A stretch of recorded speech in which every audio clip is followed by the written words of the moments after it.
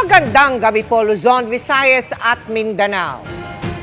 Impeachment complaint laban kay Vice President Sara Duterte ang inihain sa Kamara ng iba't ibang grupo. Bukod sa kaanak ng mga napaslang sa drug war ng kanyang ama, kabilang sa 16 na naghain ng reklamo ang apo ni dating Senador Ninoy Aquino.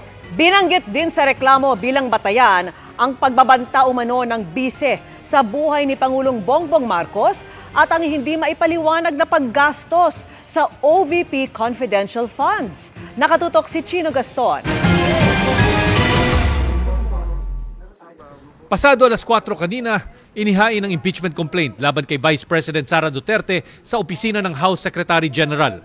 Nakalagda dito ang 16 na complainant mula sa civil society at religious groups. Kabilang dito si dating Secretary Ging Deles na nagsilbi sa gabinete ng yumaong Pangulong Noynoy Aquino, ang kanyang pamangking si Kiko Aquino D, running priest na si Father Robert Reyes at ang ginatawan ng mga biktima umano ng extrajudicial killings noong Duterte administration.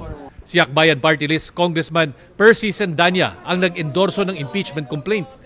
This is a very important process and I'm sure the complaint merits na dito sa lower house and then sa upper house to make time for this very critical mechanism for accountability. Kasi kung hindi pa po natin ito gagawin ngayon, mas lalong wala ng time sa susunod na taon. Kahit daw may pahayag na si Pangulong Marcos sa balak ng impeachment complaint, di raw sila patitinag grounds of impeachment na inihain ang culpable violations of the Constitution, betrayal of the public trust, bribery at other high crimes. At 24 ang articles of impeachment na kasama ang hindi raw ma-account na confidential funds ng Office of the Vice President at Department of Education nung kalihim pa dun si VP Sara. Kasama rin ang mga pahayag ng bise noong October 18 press con niya at ang pagbabanta umano ni Vice President Sara sa buhay ng Pangulo noong November 23 Zoom press con na papasok daw sa betrayal of the public trust at high crimes.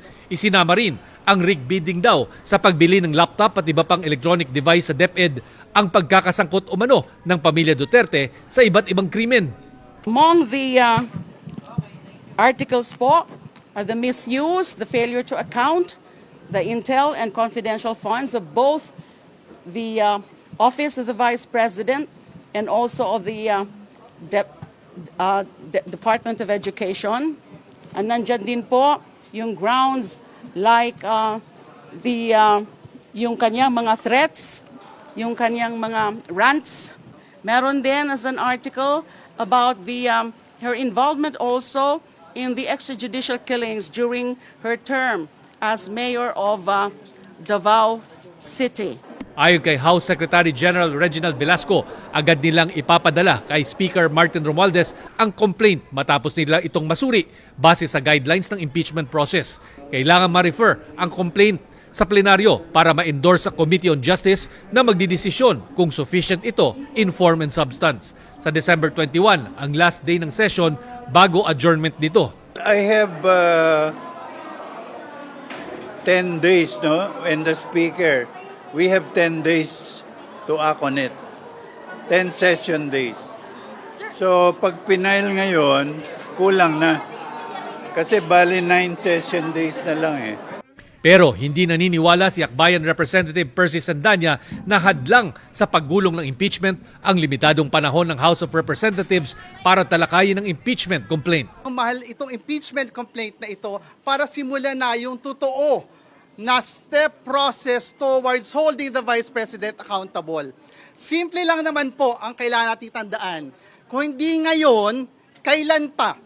Sinusubukan pa naming kunan ng pahayag ang kampo ng Vice Presidente tungkol sa inihaing impeachment complaint laban sa kanya. Para sa GMA Integrated News, Chino Gaston, nakatutok, 24 oras.